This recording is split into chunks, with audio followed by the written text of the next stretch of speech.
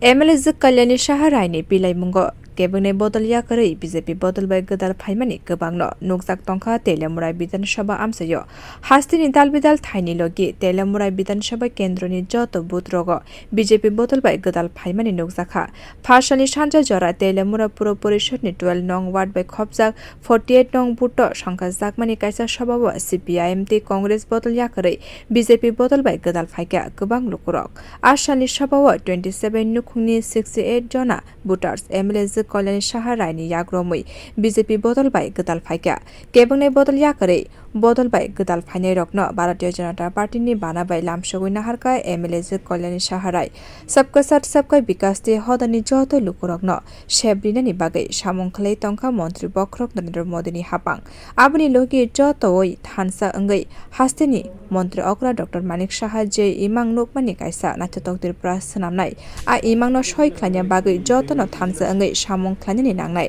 আজকে আমরা এই মুহূর্তে 48 নম্বর মিউনিসিপ্যালিটি 48 নম্বর মানে আমাদের সাংগঠনিক 48 বুথ এবং মিউনিসিপ্যালিটির 12 নম্বর ওয়ার্ড সেখানে 27 পরিবারের 868 জন ভোটার ভারতীয় জনতা পার্টিতে যোগদান করেন এবং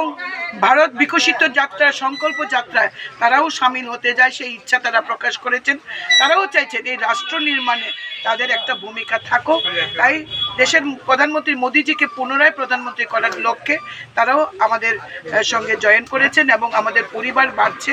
আমাদের বৃহত্তর পরিবার আমরা তাদেরকে পরিবারে বরণ করে নিয়েছি এবং তাদেরকে সাথে নিয়েই আমরা আগামী দিনের পথ চলব